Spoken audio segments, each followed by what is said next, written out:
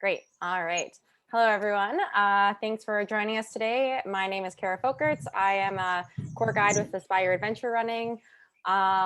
We're really excited this month. We're focusing on female. It's a really exciting time. We're trying to get more women out on the trails and encourage that. All month long, we're having conversations with badass women. We just released our conversation with Jen Sager, which went great. And now today we have Robyn Ramsey joining us. Hello. Thank you for having me. Awesome. And I see that you're on the drive home from a run. So that's perfect. Perfect.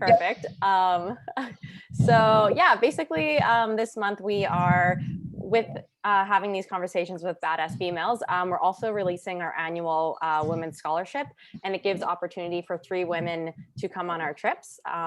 So we have our rendezvous style trips, our stage trips, and then an all female women's adventure backcountry trip in the Sawtooth area. So 3 awesome opportunities to get more women on the trails. And our focus is really to be amplifying the voices of women. I think so often we really think of the men out on the trails, but it can be really incredible to, as women, continue encouraging, sharing our stories, hearing the highs and lows, and coming together to share that. So we're really excited to have you on today. I know that you are an incredible athlete, you're a rock star mom, you're a climber, and you do a lot of personal coaching and training. And the cool thing is with this training that you do and the coaching, you're actually going to be helping the 3 scholarship winners train for different objectives they have. So that's kind of part of the scholarship program too. So you'll be working really closely with the women, which is really exciting. So we are happy to have you. I'm happy to be here. I think it's awesome. It's such an awesome cause. Yeah, no, fantastic. So do you want to give us a little bit of background about you? Just kind of introduce yourself so people can get a feel for who you are. Yeah, sure. So my name is Robyn Ramsey, and I have 3 beautiful kids. And sorry, we just got home from doing a trail run, actually. Perfect. So I got into running pretty early. As a kid, I grew up in a family of 5 kids, and my parents worked really hard, and it was really difficult for them to do sports. And but I always loved to do sports, and running was one of the ones that was just easy. It was every school had it, and it was a great community. The teams that I got on pretty early.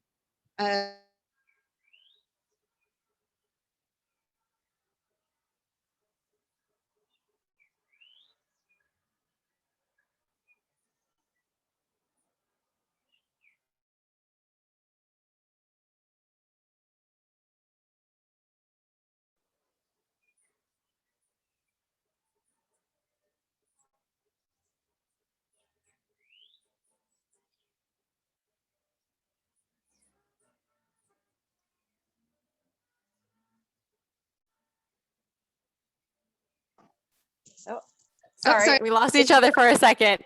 Sorry. Where I lost you. So yeah, no worries. We're back. So you were saying you got into running quite early, hey?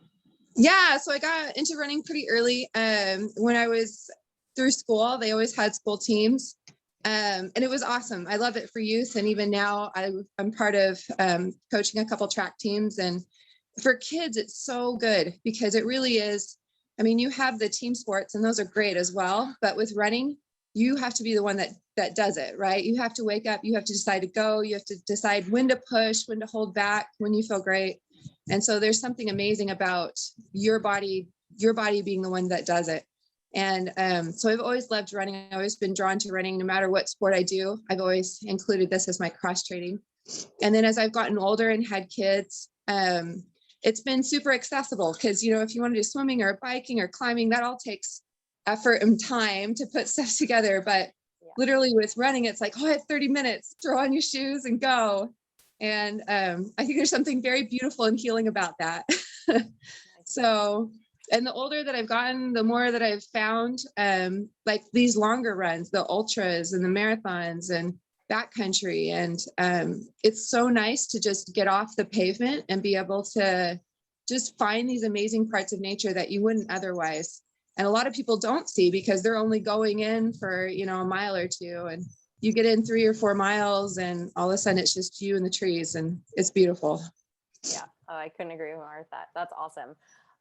So if you started at a young age, when did you kind of really start to see that it was something more than just like, oh, doing it for fun, but it really started to manifest into this like big passion in your life and really take over? When did you kind of recognize that? I think when I was a freshman, my senior year, I got onto cross country, and it was awesome. Our coaches were incredible. And then, as you're a teenager, you have so much self-doubt. You're trying to figure out, like nutrition for me was a huge struggle. Because I think you're starting to grow. I got really tall early. And so a lot of times I just felt like crap and I couldn't figure it out. And then my coaches were there and they were able to help teach you how to actually eat. As a teenager, you think Doritos and, pop like that. And so you start to discover, I think pretty early on, that nutrition is a huge part of being able to do it. But I loved doing cross country because then you discovered this whole other world of running. And then that led me into having the confidence that as I got into college of being able to just run on my own and go into backcountry woods, that running doesn't have to be just a neighborhood run. Yeah. No, I love that. So yeah, it sounds like you had really good coaches. That was kind of my next question, is if you had mentors or support, and specifically maybe female mentors or just kind of like what support you had moving forward. Yeah, when I was in cross country in high school, we had Amber Laster as our coach, and she was a badass woman. Yes, I love it. She was short and spunky, and man, if you were not giving out everything, she would let you know, and she would push you all the way. And she had a couple kids during my seasons, and so she would get out there with her stroller and run with her stroller, and while she was pushing the stroller, she'd be like, "Let's go, push, go." And it was just like, at the time, I was just like, holy freaking crap, right? Like, this woman, she is gonna kill it. And now as a mom, I have such a, like, then as a teenager, you had like this respect but fear for the people that you coached, and I was pretty quiet and had a lot of self-doubt with running. But now as I get older, I have so much respect for her and how much she was able to do as a coach and as a mom. And that I loved that she was out there pushing not only us, but these other guys too, and that they had that that vision of these strong, powerful women that are coaching these teams. And I think that was so important for me. Oh, that's amazing. Especially now that you are coaching and in that similar role where you're coaching, but you're also balancing family life. So how has that been for you then? Having a mentor like that, I'm sure has been so, so wonderful, but now being in this space of doing kind of a similar thing where you're mentoring and training people, but now you have 3 kids of your own. And what does that look like in terms of your training and the work-life balance, I guess? Well, sometimes it gets tricky. Like this morning, I really wanted to go for a long run. And so instead of sleeping, you get up early and you go before they wake up.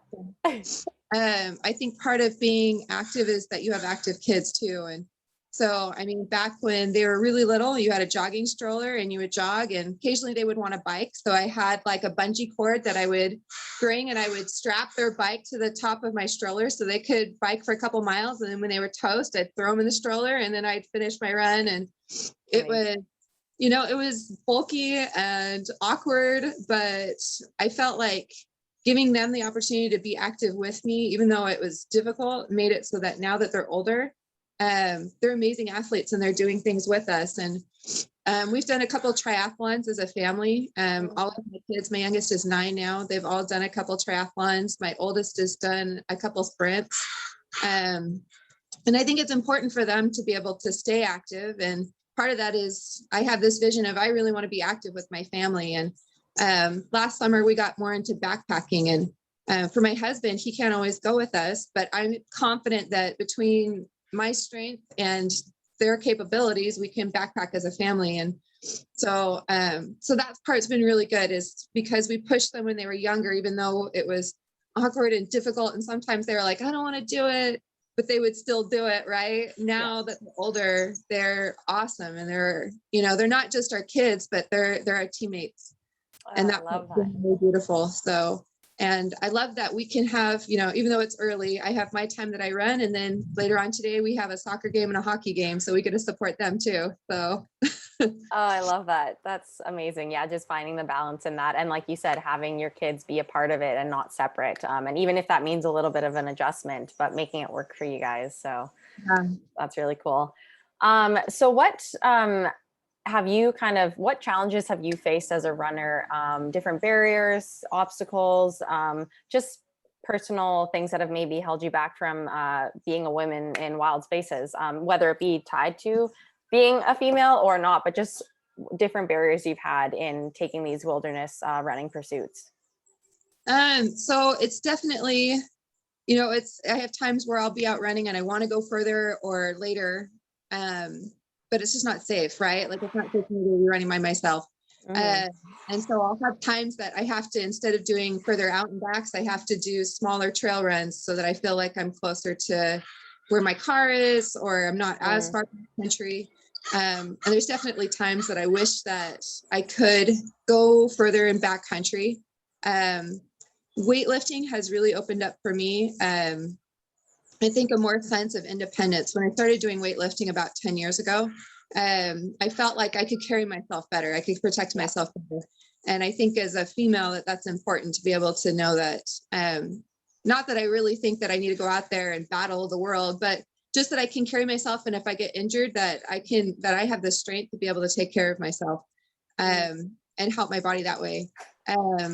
As far as running with obstacles, it's like every time I had a kid, I felt like I would train and I would run as much as I could through my pregnancy. And then, you had your baby and then it was hard to get back into it, but it was so worth it. And then I think, it's when we have those times, as life happens, right? We have kids or kids have sports, being able to not forget that running is there and your shoes are there, and being able to find just little moments, right? Like even if you do a short run in the morning and then do another run later that afternoon to finish it up, but not always look for that perfect run, but try to make sure that running still is there. So I think through the earlier years, the baby years, is when time-wise it got difficult. And then as I got older, recently, about 6 months ago, I had a pretty significant accident, and for 3 months I was on crutches afterwards. And so coming back out of that, it's been the most that I've ever had to come back from an injury or something. And I think for me it was discouraging. It was hard because I was kind of at the top of my game running wise, for as far as ultras and marathons was right before my accident. And then trying to come back from that, trying to remember that, trying not to look at my watch, not run for the pace, but run for the run. And remember, I think when you have those times, it was like going back to right after I had kids, right? But not just running because I was trying to meet a time goal, but running because I just emotionally, I needed that. I needed that time to be able to get out there and run and just feel the pavement and be able to feel free. Yeah. Oh, I love that. Yeah, it always just comes back to being adaptable to your situations as well. And like you said, even if it's just like, okay, I have 30 minutes here, I can put on my runners and go out there, for that mental clarity, for that space and everything, even if it's starting from square one or anything. So it's really cool to see how running has affected you in your life so much and in such a positive way. One thing I wanted to ask you too is, with your coaching, do you work with a lot of other females, or what kind of space are you in the running community that you are surrounded by? Have you found that there's a lot of women support, or is it predominantly males, or where do you fit in that, I guess? So most of the people that I work with are females. I have about Awesome. About 68% of my clientele are females. And the thing that I try to keep encouraging them is sports aren't for the guys, right? Like it is, but at the end, sports are for people. And it doesn't matter if you're young, old, female, male, everybody needs to be able to be independently strong. That it's part of your right to be able to wake up in the morning and live life the way you want to, without the fear of stepping off a curb wrong or not being able to carry your groceries, or but it doesn't matter where you're at. You need to be able to be functional. and enjoy, have fun, have the strength and the capability to be able to do the things you want to. You know, if your kids invite you to go play football that day, to be able to run and be competitive with them and tackle them. And so I'm very much that lifting weights and doing that training and doing that cross training, especially for running, is part of keeping you injury free, but also Yes. giving you the independence in your life to be able to not just run, but after you get done with your run, go and play, have fun, and be able to carry yourself with confidence and strength. Yeah. Yeah. Oh, that's awesome. And I love that you're a voice for all these women then too, and empowering them in that way. That's really cool. And I love that. So how has your running adapted the last year too with COVID? I'm sure it's probably changed a little bit if you had maybe races on the go, or different goals. What did it change at all during the past year? Oh, it did. I always sign up for races. And Yeah. so I think, oh man, it was when COVID first broke out, my 11-year-old and I were training for a half marathon at the time. He really wanted to do his first half marathon. He had done a couple, whenever I did a marathon, my husband and my kids would come and support me. And occasionally the kids would get out of the car and run part of it with me. And my son, my second, he's just got legs for days. He just can run forever and talk the whole way. And he's incredible. And I think he discovered that he really could run when he got out of the car and he ran the last 6 miles of my marathon with me and was just like talking the whole way and enjoying it and crossed the finish line. And everybody was like patting him on the back like he had done the whole thing. And he was like, I really like this. This is awesome. And so we told him, we were like, you know what, we should do a half marathon together. So we looked and we picked one out, and it's hard because some of them have age requirements. And so we found one that didn't care how old he was, and we'd been training for it. And it was March 28th that was supposed to happen. Oh, so close. So you were all trained up. So he was all trained, Oh, doing all this work together, and COVID hit pretty hard. And that, I think, emotionally for him was kind of a deal. Like, that was hard. And so we did a run together, and it was just our little run. And but it wasn't, the pomp and circumstance and the people and the aid and everybody cheering him on, but we still were able to run together. And so I still owe him a half for that part. But then it was, I like to be able to do all these things. Our kids went from being in lots of sports and I was working to everything shut down really fast. yeah. And their sports got shut down. And their school got shut down. And so all of a sudden we went from supporting each other and being active and going everywhere to you were at home and everybody was telling you that it's bad to be out and you're not supposed to be on the trails. And it was that emotionally for me was pretty hard because we're not homebodies. Yeah. And so we kind of had to find ways to get out. And there was a group that was doing virtual running. And at first I was like, wow, that just sounds ridiculous. But then it was like, you know what? It's, somebody's out there trying to make this happen and trying to make these runs happen. And so my husband and I signed up for a couple of their virtual runs, and it was through Orca Running. And it was great. It was great because you had this community of people that were like, COVID's happening, but you can still train for something. You can still push yourself. There's still life. And so that was nice because we would take our kids out and still do a couple of our runs, and we would find back trails that weren't necessarily closed. And so that kept us through August. And then I had, so we were actually rock climbing and I fell 40 feet. Oh, wow. Broke my ankle, my collarbone. Sorry, not my collarbone, my ankle, my pelvis, my tailbone, and my spine. Wow. And, I'm glad you're okay. Fine. Yeah, it was kind of a deal. So I had my spine fused and my ankle fused. And they told me they didn't know how running was going to go afterwards. And emotionally for me, that was pretty crappy. Wow. And, but I had to, it was interesting. I had the person that was next to me in the hospital had gotten hit by a tree branch, and they had been there for 3 months and were just learning how to sit up again. And so every time I felt like I wanted to feel sorry for myself, I'd look over at her and I was like, you know what, could be way worse and it's going to get better. And so I got onto crutches and I got on an elliptical bike, and I figured out how to pedal an elliptical bike with one foot and a crutch. And that got me through until I could crutch a little bit further. And then my kids and I started doing crutch-a-mile competitions and seeing how fast we could crutch a mile. And then I was able to get off the crutches and started doing, where it's basically like I felt like I was doing a couch to 5K. So if anybody thinks they can't do couch to 5K, you can. Because it was like, all of my other clients that I used to tell them, it's like you'd run for a mile or run for a minute and walk for 2, run for a minute, walk for 2. And so I went back to that. And it's hard because emotionally, what fast feels like and what long feels like and hard feels like. And I had to re-baseline. My husband and I kept talking about that, how a lot of times when we get into running and we have an injury or we have setbacks, we have to remember to re-baseline and not just give up because we can't be what we were or what we in our head think we want to be, but we have to be realistic with where we are and then push ourselves based on that level and find that baseline and be able to find yourself.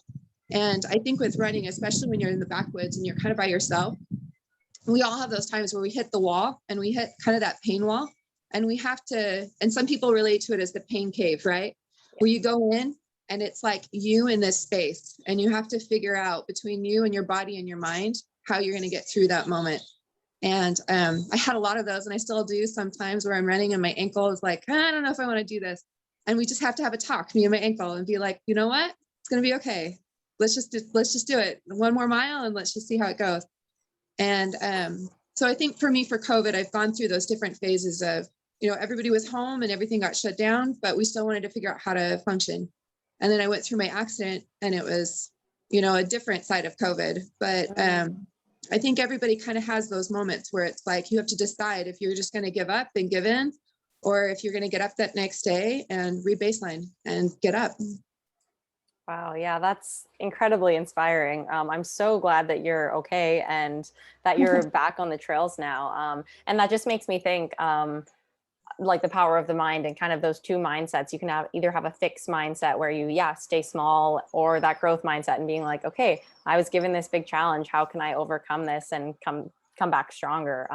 So even the fact that when I called you this morning and you're like, oh, okay, sorry, I'm just at the trailhead coming back from a run, and hearing now having that accident, I'm like, that's incredible to see that you're still going after it. And that just goes to show that it's because it's something that you love so much. So I'm very happy to see that you're still thriving out there and just being a huge inspiration for other women. I love that. Thank you. When did that accident happen? Was that in the fall or? So it was September 1st.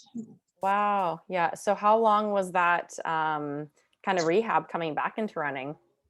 So I was on crutches for 3 months. So the longest I've ever been on crutches. It was kind of crazy. And my back it was kind of nuts. They gave me 3 months on that too, as well as I couldn't lift anything over 10 pounds. And so I had a lot of 10-pound lifting. Yeah. 10 pounds for a lot of reps because I really wanted to still be able to feel like I was lifting weights. And then after the 3 months, they told me my back was fused and that I had no more restrictions. I think that was the best day of my life. And I went to the gym, and I think I'd never appreciated 20-pound weight so much in my life, where I was like, I could finally like lift weight again. And feel like not only like I could run, but like I could be in the gym and I can lift as well. Because again, as I've gotten more into weightlifting, those two have paired together really well. And I missed it. I missed being able to do that cross training. Yeah. So. Wow. That's incredible. One thing I did want to ask you, I'd love to hear, because I know you and Abe went to college together, right? Yeah, we did. We were climbing. Oh, I love that. So I'd love to hear kind of your take on back in the day with Abe and what that experience was like for you. I think for him, he was really inspiring because it was just there. Like it wasn't fake. He was just very natural, and you knew where you stood and you knew what he thought. And he was very, I don't know, it was just real. Like swimming was real, and I loved that. I loved that it was just easy. You didn't have to pretend to be something else. And he was part of this group of, I had no idea how to climb when I first went to college. And then I met up with a couple climbers through the gym and met kind of my mentor through climbing, Dean Lords. And it was awesome because you got to be part of this community of people that were just like incredible, like so talented. And you had no idea what you were doing, right? Like I had no idea from base one, like I think tie a figure eight and that was it. But because I loved it and I really wanted to do it and I kept pushing myself, they would like keep showing me things, right? Like they were like, here, try this. And Abe was one of them. He was like, hey, you really want to learn how to multi-pitch? Fine, let's do it. And he would take me up and show me how to climb and show me how to clip. And they weren't afraid to tell me, you're not doing it right. And they would correct me and push me. And I loved that. So I'm really grateful to him. And he had a roommate as well. That was both of them. They were totally fine taking us on these trips and letting us tag along. And they could out climb me at any point at the beginning. As we got better, you know, it was nicer. I felt like I could climb a little bit more on par with them. He was always an awesome climber. But I loved that I could be out there with these people and it didn't matter how old, how good, you know, and you were climbing together and you could just sit and stare at the wall and talk about the wall, like this beautiful piece of art and find like how to be able to get from point A to point B, but enjoy the whole process. And I loved being with them because it was very natural. It was just real. And I loved that part. Yeah. Oh, I love that. It's so good to see just like how that's made you who you are today. And the fact that it's just like, you've had such good support, it sounds like, throughout your entire journey through running and sport and climbing and everything. And then in the position you are now, working with different athletes, that you can be a voice for others as well. So that's awesome. So kind of one final question is, why do you think it's important for women to be out on the trails and tackling these wilderness objectives? And like you said, too, maybe even going deeper into the backcountry. And why is it important for women to be out there? I love it because I think it gives me my independence. Do you know what I mean? We were never meant to just run in front of our street or run in front of a school or stay on a sidewalk. I think it's very empowering to be able to go out and stand in a place where it's just you in the wilderness and be able to have that peace of mind and just hear what nature has to say to you and be able to experience that. I hate the idea that you can't do it just because you're a girl and you're afraid that you're going to get hurt or injured or vulnerable or whatever. I think we put those obstacles on ourselves. But in the end, I think it's empowering to be able to go out and do something like that and be able to come back and face what is way more dangerous, which is just like your world with all of your people and work and being able to be with your colleagues in all of our work situations and be able to put our shoulders back and put our head high and know what you're capable of.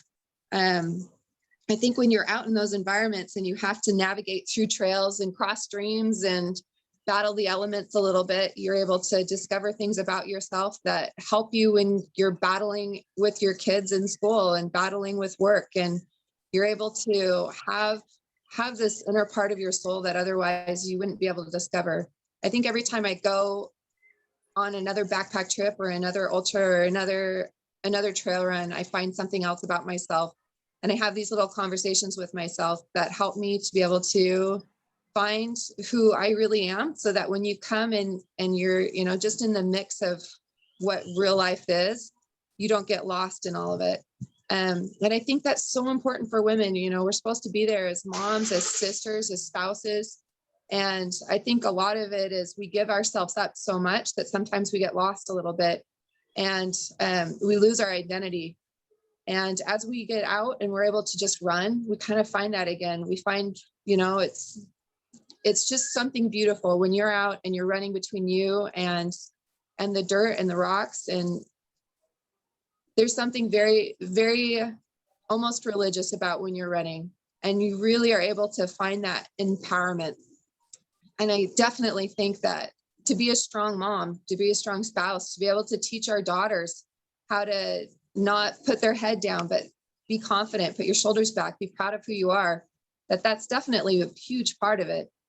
that it doesn't matter, you know, what you look like, what you're dressed, what your size is, but you just can be you. And I think that's a large part of being able to be out in the woods and in the mountains and be able to have those experiences. That's incredible. I feel like we need that as a tagline. Everything you said there, just seeing how that sense of empowerment that we get from being outside, and how it does transfer into all other facets of our life. Yeah, you sum that up perfectly. Yeah, so I guess with that, I just want to thank you so much for having the time to chat with us today. We really appreciate your insight. I'm super stoked that you're going to be helping with the scholarship program. And like I mentioned, training the 3 women with their different running objectives. And it's just awesome to see you bringing your passion to other people in the community, being a climber, having a balanced life, and figuring it out, being a mom and juggling that with running and putting it all together. And but what's so evident is even in the hecticness of all of it, you still have such a deep passion just to get out there and just so simply throw on the runners and be in the woods and in the mountains. So yeah, thank you for sharing all of those experiences. Thanks, Kara. I appreciate it. Awesome. So I guess I will just, for all of the women who are on this call, I will invite all of you to apply for our annual women's scholarship. Applications are open, and we have 3 scholarships available. So there's 3 different questions that we ask you, and we pick 9 finalists from there. And then within those 9 finalists, you can write an essay. We'll be sending out the question, and then we choose between those 9, 1 for each of our trips. So 1 for any stage style trip, 1 for a rendezvous, and then 1 for our Sawtooth Women's Backcountry. So yeah, we hope that you women can apply today and before March 21st. And again, I just want to thank everyone for watching, and thank you so much, Robyn. It was nice to meet you, and hopefully we can get on the trails together sometime soon. Sounds good. Thanks, Kara. Awesome. See ya. We'll see you later.